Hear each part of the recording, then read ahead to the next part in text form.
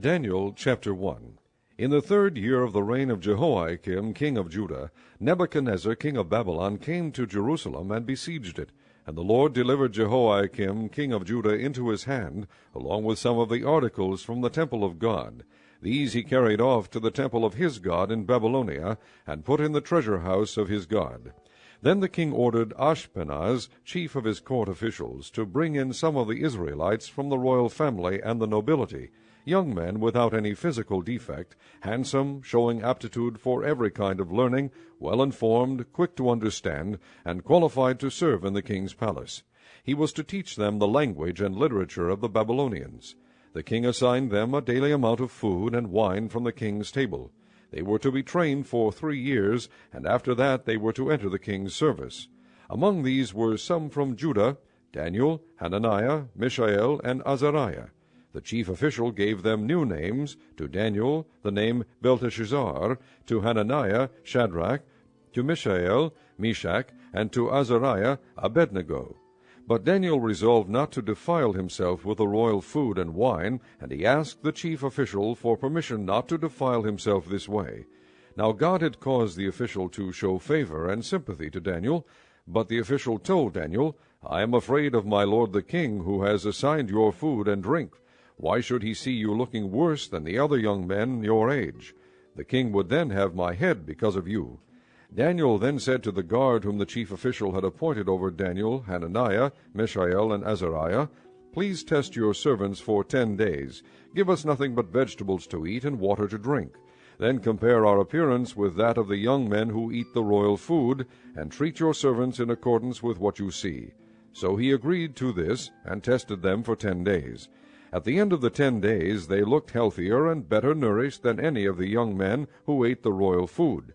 So the guard took away their choice food and the wine they were to drink, and gave them vegetables instead. To these 4 young men God gave knowledge and understanding of all kinds of literature and learning, and Daniel could understand visions and dreams of all kinds.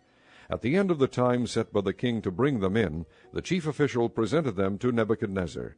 The king talked with them, and he found none equal to Daniel, Hananiah, Mishael, and Azariah. So they entered the king's service. In every matter of wisdom and understanding about which the king questioned them, he found them 10 times better than all the magicians and enchanters in his whole kingdom. And Daniel remained there until the 1st year of King Cyrus. Chapter 2. In the 2nd year of his reign, Nebuchadnezzar had dreams. His mind was troubled, and he could not sleep. So the king summoned the magicians, enchanters, sorcerers, and astrologers to tell him what he had dreamed. When they came in and stood before the king, he said to them, "I've had a dream that troubles me, and I want to know what it means." Then the astrologers answered the king in Aramaic, "O king, live forever. Tell your servants the dream, and we will interpret it." The king replied to the astrologers, "This is what I have firmly decided. If you do not tell me what my dream was and interpret it, I will have you cut into pieces and your houses turned into piles of rubble. But if you tell me the dream and explain it, you will receive from me gifts and rewards and great honor. So tell me the dream and interpret it for me." Once more they replied, "Let the king tell his servants the dream, and we will interpret it." Then the king answered, "I am certain that you are trying to gain time, because you realize that this is what I have firmly decided. If you do not tell me the dream, there is just one penalty for you. You have conspired to tell me misleading and wicked things, hoping the situation will change. So then, tell me the dream, and I will know that you can interpret it for me." The astrologers answered the king, "There is not a man on earth who can do what the king asks. No king, however great and mighty, has ever asked such a thing of any magician or enchanter or astrologer. What the king asks is too difficult. No one can reveal it to the king except the gods, and they do not live among men." This made the king so angry and furious that he ordered the execution of all the wise men of Babylon. So the decree was issued to put the wise men to death, and men were sent to look for Daniel and his friends to put them to death. When Arioch, the commander of the king's guard, had gone out to put to death the wise men of Babylon, Daniel spoke to him with wisdom and tact. He asked the king's officer, "Why did the king issue such a harsh decree?" Arioch then explained the matter to Daniel.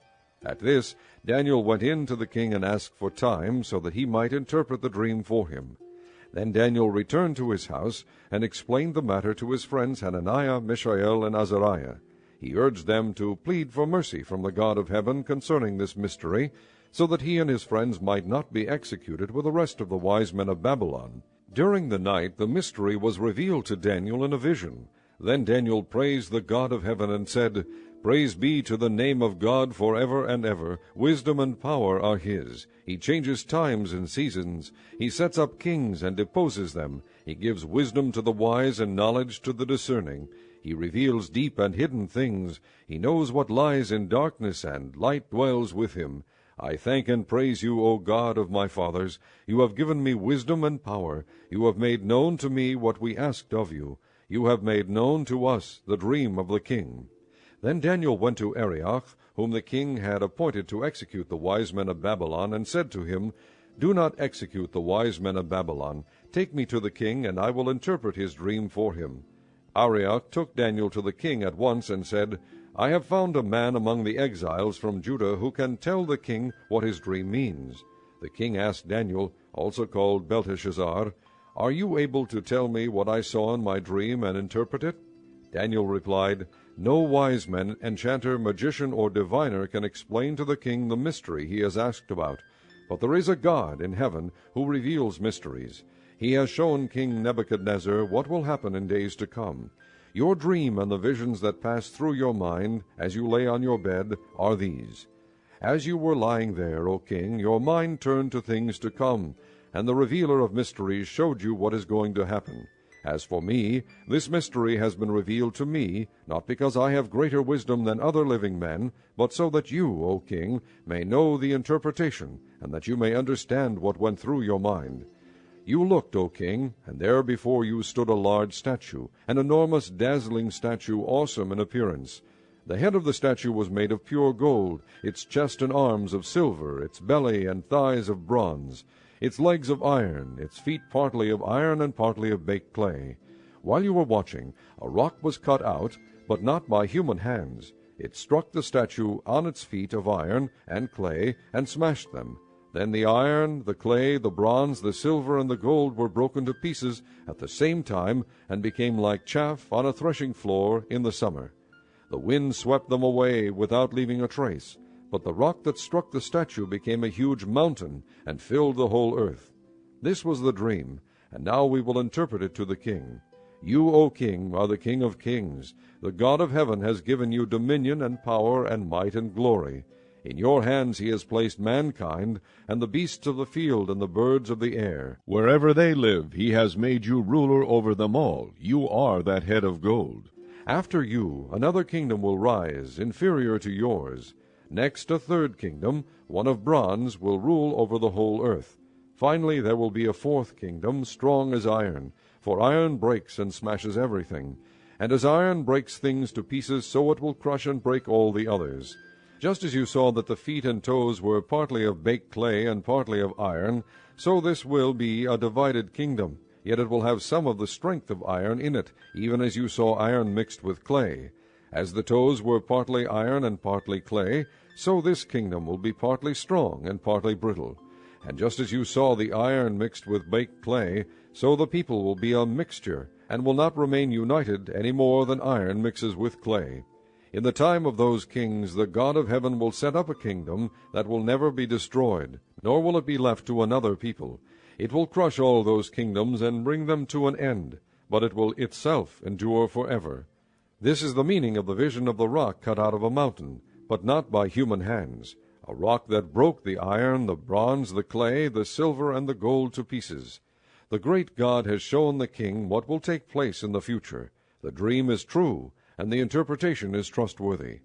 Then King Nebuchadnezzar fell prostrate before Daniel and paid him honor, and ordered that an offering and incense be presented to him. The king said to Daniel, Surely your God is the God of gods and the Lord of kings and a revealer of mysteries, for you were able to reveal this mystery. Then the king placed Daniel in a high position and lavished many gifts on him. He made him ruler over the entire province of Babylon, and placed him in charge of all its wise men. Moreover, at Daniel's request, the king appointed Shadrach, Meshach, and Abednego administrators over the province of Babylon, while Daniel himself remained at the royal court. Chapter 3. King Nebuchadnezzar made an image of gold 90 feet high and 9 feet wide, and set it up on the plain of Dura in the province of Babylon. He then summoned the satraps, prefects, governors, advisers, treasurers, judges, magistrates, and all the other provincial officials to come to the dedication of the image he had set up.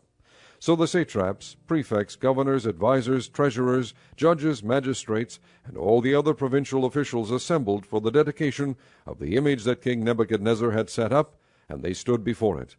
Then the herald loudly proclaimed, "This is what you are commanded to do, O peoples, nations, and men of every language. As soon as you hear the sound of the horn, flute, zither, lyre, harp, pipes, and all kinds of music, you must fall down and worship the image of gold that King Nebuchadnezzar has set up. Whoever does not fall down and worship will immediately be thrown into a blazing furnace." Therefore, as soon as they heard the sound of the horn, flute, zither, lyre, harp, and all kinds of music, all the peoples, nations, and men of every language fell down and worshipped the image of gold that King Nebuchadnezzar had set up. At this time some astrologers came forward and denounced the Jews. They said to King Nebuchadnezzar, "O king, live forever.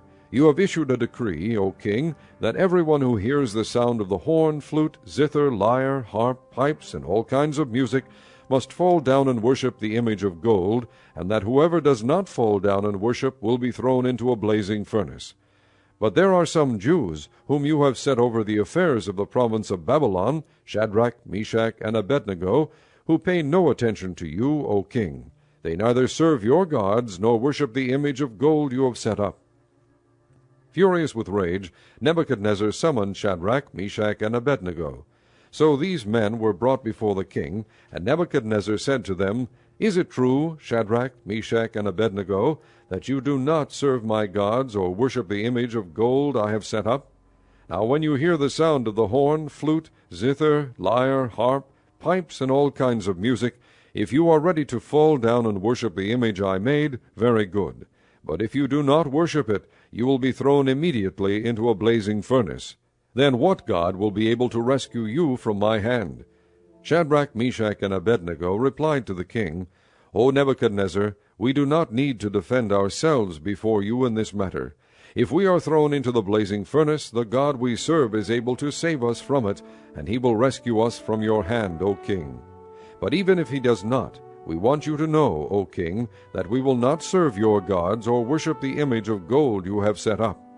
Then Nebuchadnezzar was furious with Shadrach, Meshach, and Abednego, and his attitude toward them changed. He ordered the furnace heated 7 times hotter than usual, and commanded some of the strongest soldiers in his army to tie up Shadrach, Meshach, and Abednego, and throw them into the blazing furnace. So these men, wearing their robes, trousers, turbans, and other clothes, were bound and thrown into the blazing furnace. The king's command was so urgent and the furnace so hot that the flames of the fire killed the soldiers who took up Shadrach, Meshach, and Abednego, and these 3 men, firmly tied, fell into the blazing furnace. Then King Nebuchadnezzar leaped to his feet in amazement and asked his advisers, "Weren't there 3 men that we tied up and threw into the fire?" They replied, "Certainly, O king." He said, "Look, I see 4 men walking around in the fire, unbound and unharmed, and the 4th looks like a son of the gods." Nebuchadnezzar then approached the opening of the blazing furnace and shouted, "Shadrach, Meshach, and Abednego, servants of the Most High God, come out, come here." So Shadrach, Meshach, and Abednego came out of the fire, and the satraps, prefects, governors, and royal advisers crowded around them. They saw that the fire had not harmed their bodies, nor was a hair of their heads singed. Their robes were not scorched, and there was no smell of fire on them. Then Nebuchadnezzar said, "Praise be to the God of Shadrach, Meshach, and Abednego, who has sent his angel and rescued his servants. They trusted in him and defied the king's command, and were willing to give up their lives rather than serve or worship any god except their own God. Therefore I decree that the people of any nation or language who say anything against the God of Shadrach, Meshach, and Abednego be cut into pieces, and their houses be turned into piles of rubble, for no other God can save in this way." Then the king promoted Shadrach, Meshach, and Abednego in the province of Babylon. Chapter 4. King Nebuchadnezzar, to the peoples, nations, and men of every language who live in all the world, may you prosper greatly. It is my pleasure to tell you about the miraculous signs and wonders that the Most High God has performed for me. How great are his signs! How mighty his wonders! His kingdom is an eternal kingdom. His dominion endures from generation to generation. I, Nebuchadnezzar, was at home in my palace, contented and prosperous. I had a dream that made me afraid. As I was lying in my bed, the images and visions that passed through my mind terrified me. So I commanded that all the wise men of Babylon be brought before me to interpret the dream for me. When the magicians, enchanters, astrologers, and diviners came, I told them the dream, but they could not interpret it for me. Finally Daniel came into my presence, and I told him the dream. He is called Belteshazzar, after the name of my God, and the spirit of the holy gods is in him. I said, Belteshazzar, chief of the magicians, I know that the spirit of the holy gods is in you, and no mystery is too difficult for you. Here is my dream. Interpret it for me. These are the visions I saw while lying in my bed. I looked, and there before me stood a tree in the middle of the land. Its height was enormous. The tree grew large and strong, and its top touched the sky. It was visible to the ends of the earth. Its leaves were beautiful, its fruit abundant, and on it was food for all. Under it the beasts of the field found shelter, and the birds of the air lived in its branches. From it every creature was fed. In the visions I saw while lying in my bed, I looked, and there before me was a messenger, a holy one, coming down from heaven. He called in a loud voice, Cut down the tree and trim off its branches, strip off its leaves and scatter its fruit. Let the animals flee from under it, and the birds from its branches. But let the stump and its roots, bound with iron and bronze, remain in the ground, in the grass of the field. Let him be drenched with the dew of heaven, and let him live with the animals among the plants of the earth. Let his mind be changed from that of a man, and let him be given the mind of an animal, till 7 times pass by for him. The decision is announced by messengers, the holy ones declare the verdict, so that the living may know that the Most High is sovereign over the kingdoms of men, and gives them to anyone he wishes, and sets over them the lowliest of men. This is the dream that I, King Nebuchadnezzar, had. Now, Belteshazzar, tell me what it means, for none of the wise men in my kingdom can interpret it for me, but you can, because the spirit of the holy gods is in you. Then Daniel, also called Belteshazzar, was greatly perplexed for a time, and his thoughts terrified him. So the king said, Belteshazzar, do not let the dream or its meaning alarm you. Belteshazzar answered, My lord, if only the dream applied to your enemies and its meaning to your adversaries. The tree you saw, which grew large and strong, with its top touching the sky, visible to the whole earth, with beautiful leaves and abundant fruit, providing food for all, giving shelter to the beasts of the field, and having nesting places in its branches for the birds of the air, you, O king, are that tree. You have become great and strong. Your greatness has grown until it reaches the sky, and your dominion extends to distant parts of the earth. You, O king, saw a messenger, a holy one, coming down from heaven, and saying, Cut down the tree and destroy it, but leave the stump, bound with iron and bronze, in the grass of the field, while its roots remain in the ground. Let him be drenched with the dew of heaven. Let him live like the wild animals until 7 times pass by for him. This is the interpretation, O king, and this is the decree the Most High has issued against my lord the king. You will be driven away from people, and will live with the wild animals. You will eat grass like cattle, and be drenched with the dew of heaven. 7 times will pass by for you until you acknowledge that the Most High is sovereign over the kingdoms of men, and gives them to anyone he wishes. The command to leave the stump of the tree with its roots means that your kingdom will be restored to you when you acknowledge that heaven rules. Therefore, O king, be pleased to accept my advice. Renounce your sins by doing what is right, and your wickedness by being kind to the oppressed. It may be that then your prosperity will continue. All this happened to King Nebuchadnezzar. 12 months later, as the king was walking on the roof of the royal palace of Babylon, he said, Is not this the great Babylon I have built as the royal residence, by my mighty power and for the glory of my majesty? The words were still on his lips when a voice came from heaven. This is what is decreed for you, King Nebuchadnezzar. Your royal authority has been taken from you. You will be driven away from people, and will live with the wild animals. You will eat grass like cattle. 7 times will pass by for you until you acknowledge that the Most High is sovereign over the kingdoms of men and gives them to anyone he wishes." Immediately what had been said about Nebuchadnezzar was fulfilled. He was driven away from people and ate grass like cattle. His body was drenched with the dew of heaven until his hair grew like the feathers of an eagle and his nails like the claws of a bird. At the end of that time I, Nebuchadnezzar, raised my eyes toward heaven, and my sanity was restored. Then I praised the Most High. I honored and glorified him who lives forever. His dominion is an eternal dominion. His kingdom endures from generation to generation. All the peoples of the earth are regarded as nothing. He does as he pleases with the powers of heaven and the peoples of the earth. No one can hold back his hand or say to him, "What have you done?" At the same time that my sanity was restored, my honor and splendor were returned to me for the glory of my kingdom.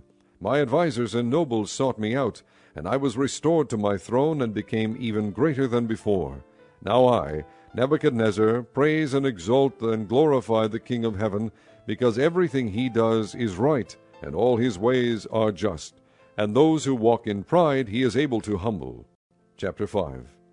King Belshazzar gave a great banquet for 1,000 of his nobles, and drank wine with them. While Belshazzar was drinking his wine, he gave orders to bring in the gold and silver goblets that Nebuchadnezzar his father had taken from the temple in Jerusalem, so that the king and his nobles, his wives, and his concubines might drink from them.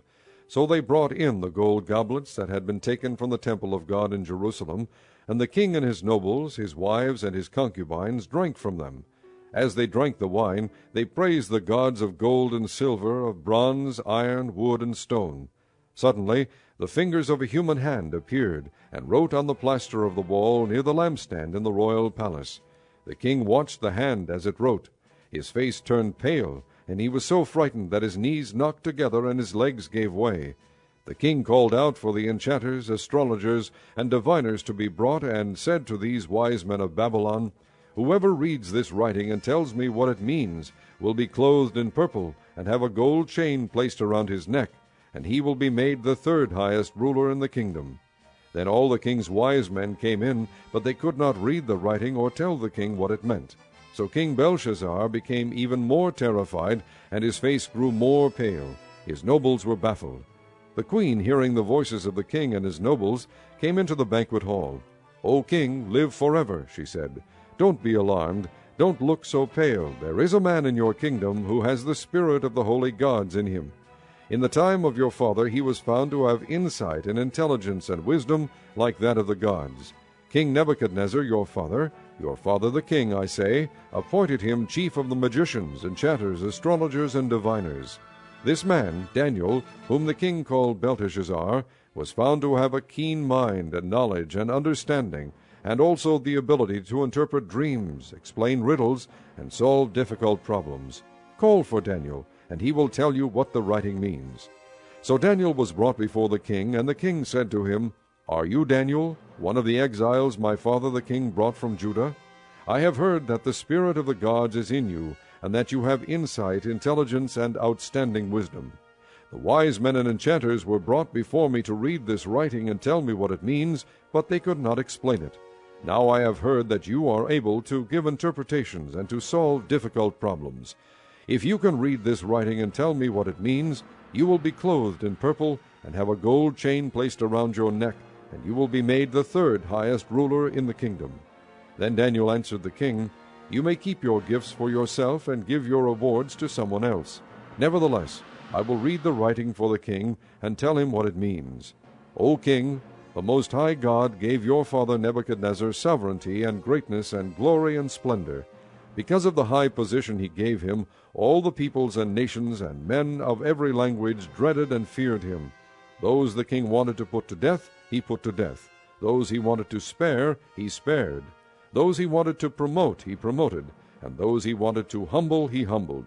But when his heart became arrogant and hardened with pride, he was deposed from his royal throne and stripped of his glory. He was driven away from people and given the mind of an animal.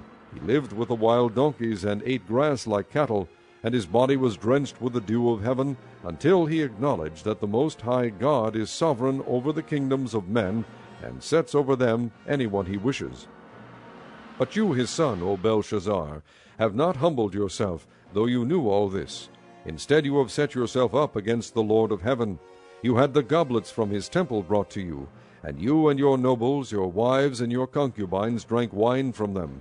You praised the gods of silver and gold, of bronze, iron, wood, and stone, which cannot see or hear or understand. But you did not honor the God who holds in his hand your life and all your ways. Therefore he sent the hand that wrote the inscription. This is the inscription that was written, Mene, Mene, Tekel, Parsin. This is what these words mean.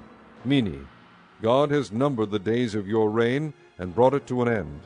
Tekel, you have been weighed on the scales and found wanting. Perez, your kingdom is divided and given to the Medes and Persians. Then at Belshazzar's command Daniel was clothed in purple, a gold chain was placed around his neck, and he was proclaimed the third highest ruler in the kingdom. That very night Belshazzar, king of the Babylonians, was slain, and Darius the Mede took over the kingdom at the age of 62. Chapter 6. It pleased Darius to appoint 120 satraps to rule throughout the kingdom, with 3 administrators over them, one of whom was Daniel. The satraps were made accountable to them, so that the king might not suffer loss. Now Daniel so distinguished himself among the administrators and the satraps by his exceptional qualities that the king planned to set him over the whole kingdom.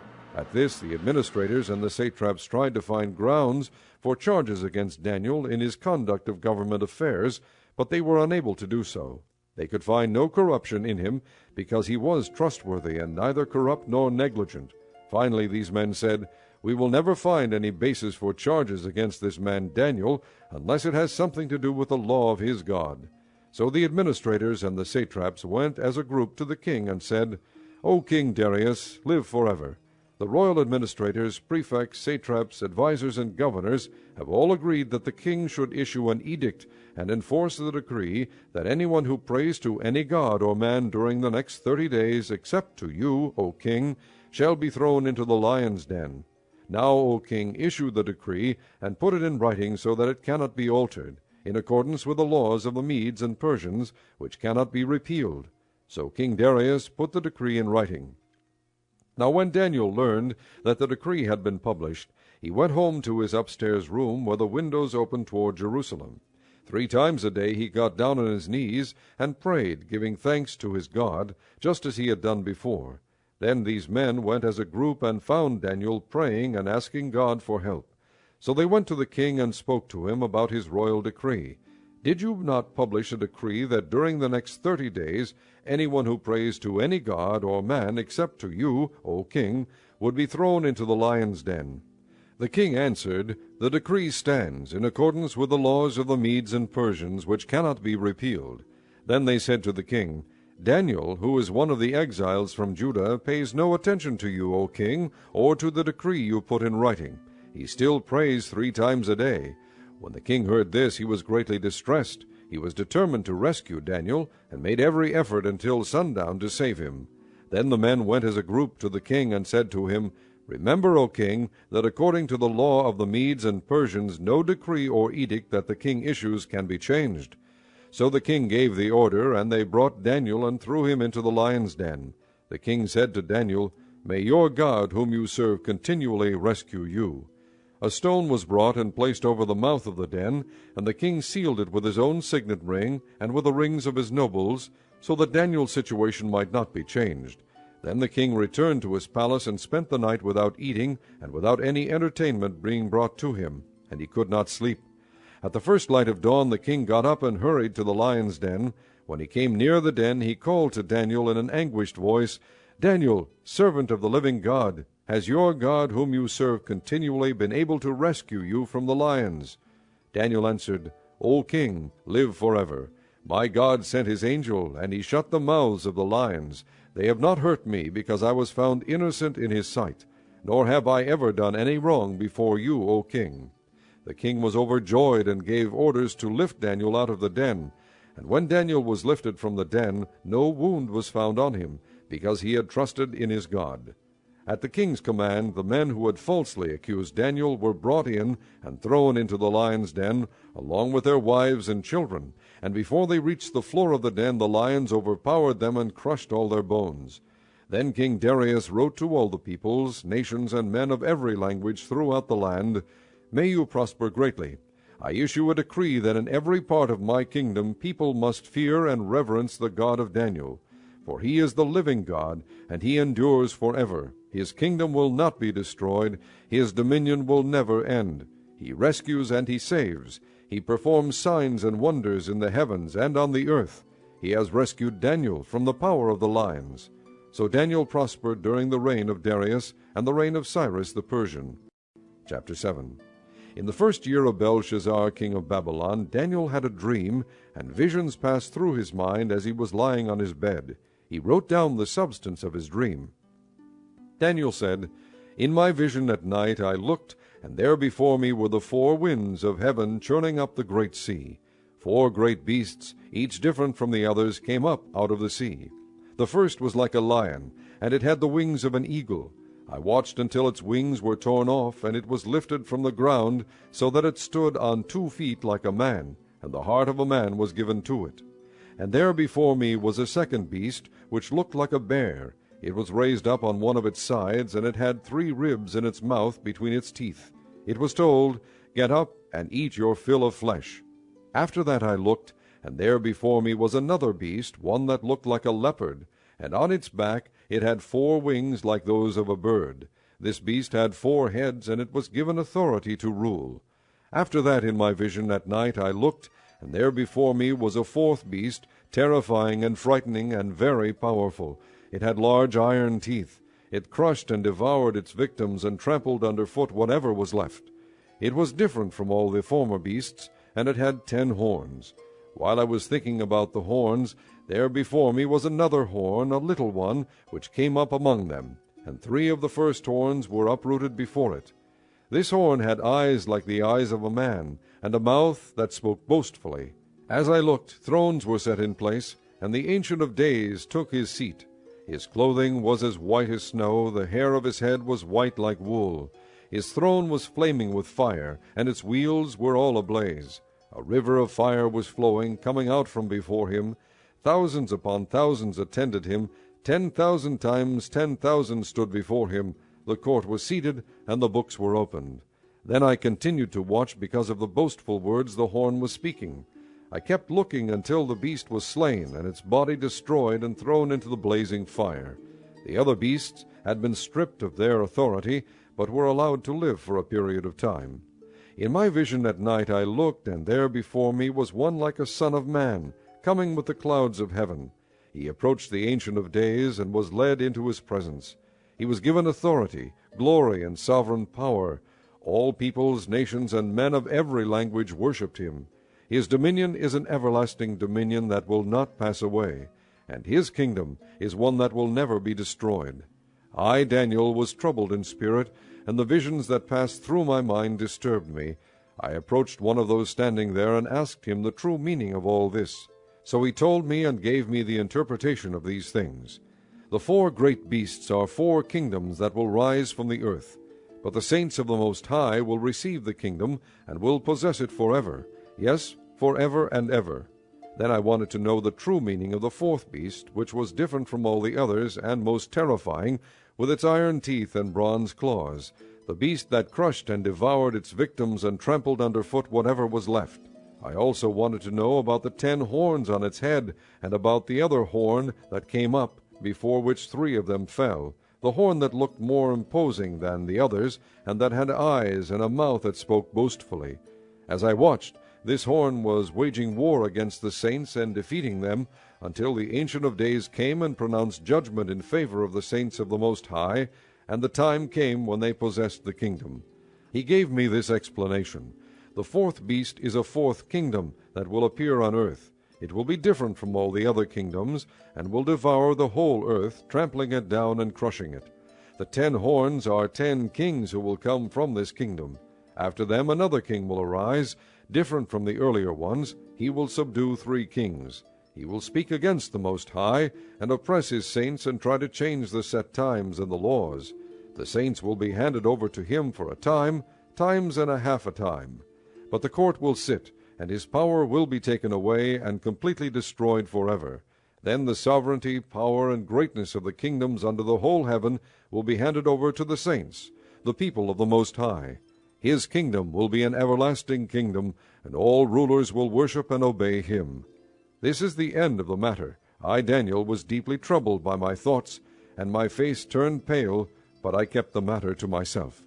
Chapter 8. In the 3rd year of King Belshazzar's reign, I, Daniel, had a vision after the one that had already appeared to me. In my vision I saw myself in the citadel of Susa in the province of Elam. In the vision I was beside the Ulai canal. I looked up, and there before me was a ram with 2 horns, standing beside the canal, and the horns were long. One of the horns was longer than the other, but grew up later. I watched the ram as he charged toward the west and the north and the south. No animal could stand against him, and none could rescue from his power. He did as he pleased and became great. As I was thinking about this, suddenly a goat with a prominent horn between his eyes came from the west, crossing the whole earth without touching the ground. He came toward the 2-horned ram I had seen standing beside the canal, and charged at him in great rage. I saw him attack the ram furiously, striking the ram and shattering his 2 horns. The ram was powerless to stand against him.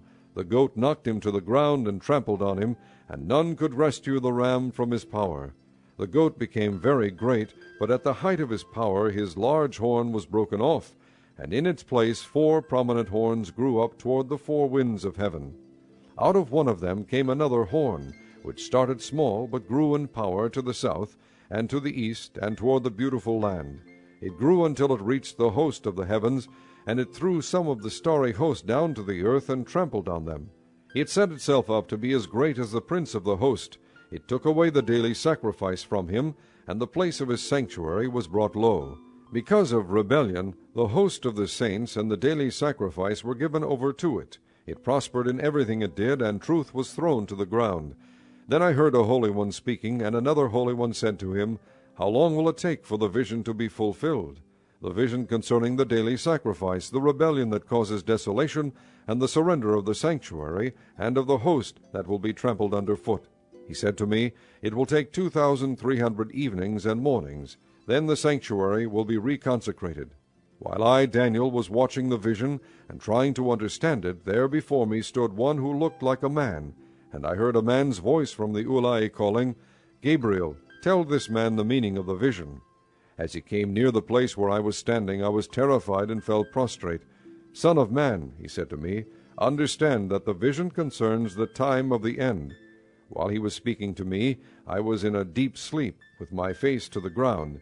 Then he touched me and raised me to my feet. He said, I am going to tell you what will happen later in the time of wrath, because the vision concerns the appointed time of the end. The 2-horned ram that you saw represents the kings of Media and Persia. The shaggy goat is the king of Greece, and the large horn between his eyes is the first king. The 4 horns that replace the one that was broken off represent 4 kingdoms that will emerge from his nation, but will not have the same power. In the latter part of their reign, when rebels have become completely wicked, a stern-faced king, a master of intrigue, will arise. He will become very strong, but not by his own power. He will cause astounding devastation, and will succeed in whatever he does. He will destroy the mighty men and the holy people. He will cause deceit to prosper, and he will consider himself superior. When they feel secure, he will destroy many, and take his stand against the Prince of Princes. Yet he will be destroyed, but not by human power. The vision of the evenings and mornings that has been given you is true, but seal up the vision, for it concerns the distant future. I, Daniel, was exhausted and lay ill for several days. Then I got up and went about the king's business. I was appalled by the vision. It was beyond understanding. Chapter 9. In the 1st year of Darius, son of Xerxes, a Mede by descent, who was made ruler over the Babylonian kingdom, in the 1st year of his reign, I, Daniel, understood from the Scriptures, according to the word of the Lord given to Jeremiah the prophet, that the desolation of Jerusalem would last 70 years. So I turned to the Lord God and pleaded with him in prayer and petition, in fasting and in sackcloth and ashes. I prayed to the Lord my God and confessed, O Lord, the great and awesome God, who keeps his covenant of love with all who love him and obey his commands, we have sinned and done wrong. We have been wicked and have rebelled. We have turned away from your commands and laws. We have not listened to your servants the prophets, who spoke in your name to our kings, our princes, and our fathers, and to all the people of the land. Lord, you are righteous, but this day we are covered with shame, the men of Judah and people of Jerusalem and all Israel, both near and far, in all the countries where you have scattered us because of our unfaithfulness to you. O Lord, we and our kings, our princes, and our fathers are covered with shame, because we have sinned against you. The Lord our God is merciful and forgiving, even though we have rebelled against him. We have not obeyed the Lord our God, or kept the laws he gave us through his servants the prophets. All Israel has transgressed your law, and turned away, refusing to obey you. Therefore the curses and sworn judgments written in the law of Moses, the servant of God, have been poured out on us, because we have sinned against you. You have fulfilled the word spoken against us and against our rulers, by bringing upon us great disaster. Under the whole heaven nothing has ever been done like what has been done to Jerusalem. Just as it is written in the law of Moses, all this disaster has come upon us, yet we have not sought the favor of the Lord our God by turning from our sins and giving attention to your truth.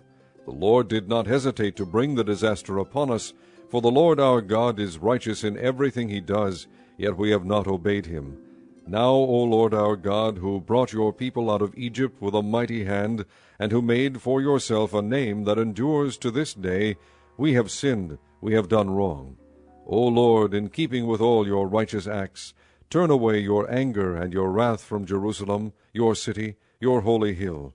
Our sins and the iniquities of our fathers have made Jerusalem and your people an object of scorn to all those around us. Now, our God, hear the prayers and petitions of your servant. For your sake, O Lord, look with favor on your desolate sanctuary. Give ear, O God, and hear. Open your eyes and see the desolation of the city that bears your name.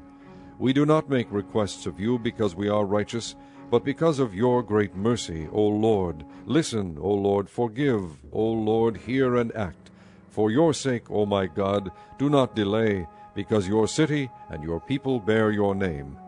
While I was speaking and praying, confessing my sin and the sin of my people Israel, and making my request to the Lord my God for his holy hill, while I was still in prayer, Gabriel, the man I had seen in the earlier vision, came to me in swift flight about the time of the evening sacrifice. He instructed me and said to me, Daniel, I have now come to give you insight and understanding. As soon as you began to pray, an answer was given, which I have come to tell you, for you are highly esteemed. Therefore consider the message and understand the vision. 70 sevens are decreed for your people and your holy city, to finish transgression, to put an end to sin, to atone for wickedness, to bring in everlasting righteousness, to seal up vision and prophecy, and to anoint the most holy. Know and understand this, from the issuing of the decree to restore and rebuild Jerusalem, until the Anointed One, the ruler, comes, there will be 7 sevens and 62 sevens. It will be rebuilt with streets and a trench, but in times of trouble. After the 62 sevens, the Anointed One will be cut off, and will have nothing. The people of the ruler who will come will destroy the city and the sanctuary. The end will come like a flood. War will continue until the end, and desolations have been decreed. He will confirm a covenant with many for 1 7. In the middle of the 7, he will put an end to sacrifice and offering. And on a wing of the temple he will set up an abomination that causes desolation, until the end that is decreed is poured out on him. Chapter 10. In the 3rd year of Cyrus, king of Persia, a revelation was given to Daniel, who was called Belteshazzar. Its message was true, and it concerned a great war. The understanding of the message came to him in a vision. At that time I, Daniel, mourned for 3 weeks. I ate no choice food, no meat or wine touched my lips, and I used no lotions at all until the 3 weeks were over. On the 24th day of the 1st month, as I was standing on the bank of the great river, the Tigris, I looked up, and there before me was a man dressed in linen, with a belt of the finest gold around his waist. His body was like chrysolite, his face like lightning, his eyes like flaming torches, his arms and legs like the gleam of burnished bronze, and his voice like the sound of a multitude. I, Daniel, was the only one who saw the vision. The men with me did not see it, but such terror overwhelmed them that they fled and hid themselves. So I was left alone, gazing at this great vision. I had no strength left. My face turned deathly pale, and I was helpless. Then I heard him speaking, and as I listened to him I fell into a deep sleep, my face to the ground. A hand touched me and set me trembling on my hands and knees. He said, Daniel, you who are highly esteemed, consider carefully the words I am about to speak to you, and stand up, for I have now been sent to you. And when he said this to me, I stood up trembling. Then he continued, Do not be afraid, Daniel, since the first day that you set your mind to gain understanding, and to humble yourself before your God, your words were heard, and I have come in response to them. But the prince of the Persian kingdom resisted me 21 days. Then Michael, one of the chief princes, came to help me, because I was detained there with the king of Persia. Now I have come to explain to you what will happen to your people in the future, for the vision concerns a time yet to come. While he was saying this to me, I bowed with my face toward the ground and was speechless. Then one who looked like a man touched my lips, and I opened my mouth and began to speak.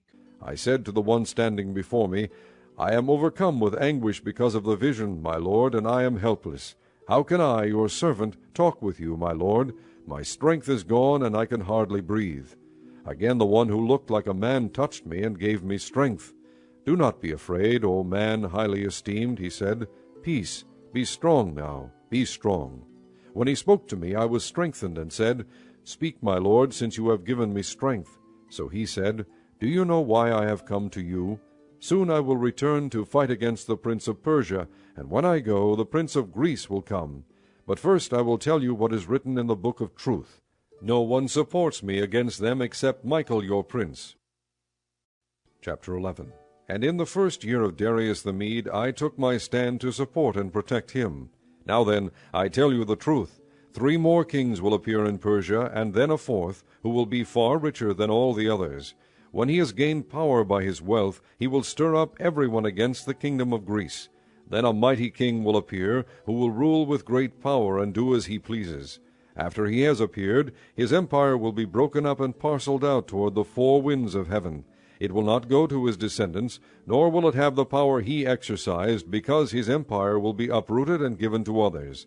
The king of the south will become strong, but one of his commanders will become even stronger than he, and will rule his own kingdom with great power. After some years they will become allies. The daughter of the king of the south will go to the king of the north to make an alliance, but she will not retain her power, and he and his power will not last. In those days she will be handed over, together with her royal escort and her father, and the one who supported her. One from her family line will arise to take her place. He will attack the forces of the king of the north and enter his fortress. He will fight against them and be victorious. He will also seize their gods, their metal images, and their valuable articles of silver and gold, and carry them off to Egypt. For some years he will leave the king of the north alone. Then the king of the north will invade the realm of the king of the south, but will retreat to his own country. His sons will prepare for war and assemble a great army, which will sweep on like an irresistible flood and carry the battle as far as his fortress. Then the king of the south will march out in a rage and fight against the king of the north, who will raise a large army, but it will be defeated. When the army is carried off, the king of the south will be filled with pride, and will slaughter many thousands, yet he will not remain triumphant. For the king of the north will muster another army, larger than the first, and after several years he will advance with a huge army fully equipped. In those times many will rise against the king of the south. The violent men among your own people will rebel in fulfillment of the vision, but without success. Then the king of the north will come and build up siege ramps, and will capture a fortified city. The forces of the south will be powerless to resist. Even their best troops will not have the strength to stand. The invader will do as he pleases. No one will be able to stand against him. He will establish himself in the beautiful land, and will have the power to destroy it. He will determine to come with the might of his entire kingdom, and will make an alliance with the king of the south. And he will give him a daughter in marriage in order to overthrow the kingdom. But his plans will not succeed or help him. Then he will turn his attention to the coastlands, and will take many of them. But a commander will put an end to his insolence, and will turn his insolence back upon him. After this he will turn back toward the fortresses of his own country, but will stumble and fall, to be seen no more. His successor will send out a tax collector to maintain the royal splendor. In a few years, however, he will be destroyed, yet not in anger or in battle.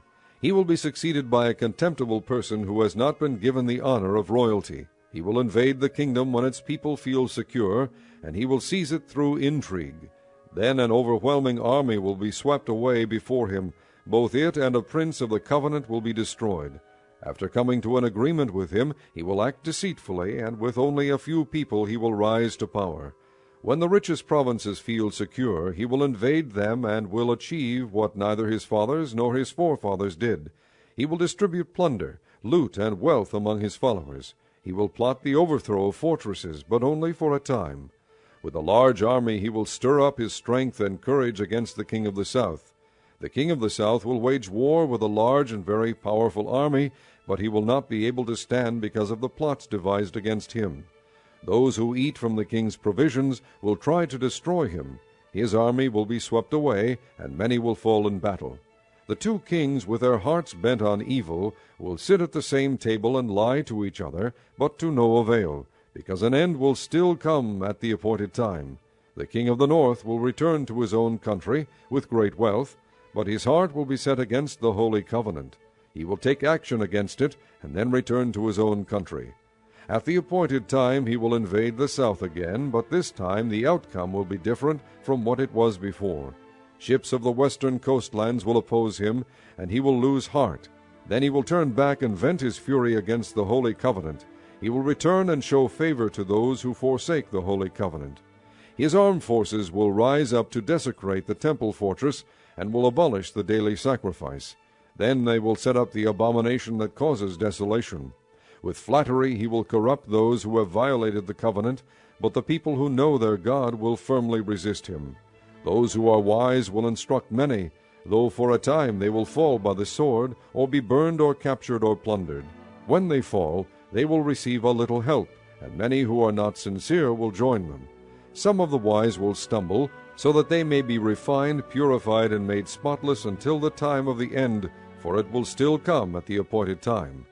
The king will do as he pleases. He will exalt and magnify himself above every god, and will say unheard-of things against the God of gods. He will be successful until the time of wrath is completed, for what has been determined must take place. He will show no regard for the gods of his fathers, or for the one desired by women, nor will he regard any god, but will exalt himself above them all. Instead of them he will honor a god of fortresses, a god unknown to his fathers he will honor with gold and silver, with precious stones and costly gifts. He will attack the mightiest fortresses with the help of a foreign god, and will greatly honor those who acknowledge him. He will make them rulers over many people, and will distribute the land at a price. At the time of the end the king of the south will engage him in battle, and the king of the north will storm out against him with chariots and cavalry and a great fleet of ships. He will invade many countries and sweep through them like a flood. He will also invade the beautiful land. Many countries will fall, but Edom, Moab, and the leaders of Ammon will be delivered from his hand. He will extend his power over many countries. Egypt will not escape. He will gain control of the treasures of gold and silver and all the riches of Egypt, with the Libyans and Nubians in submission.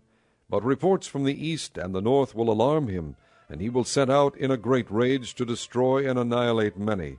He will pitch his royal tents between the seas at the beautiful holy mountain. Yet he will come to his end, and no one will help him. Chapter 12. At that time Michael, the great prince who protects your people, will arise. There will be a time of distress such as has not happened from the beginning of nations until then. But at that time your people, everyone whose name is found written in the book, will be delivered. Multitudes who sleep in the dust of the earth will awake, some to everlasting life, others to shame and everlasting contempt. Those who are wise will shine like the brightness of the heavens, and those who lead many to righteousness like the stars forever and ever.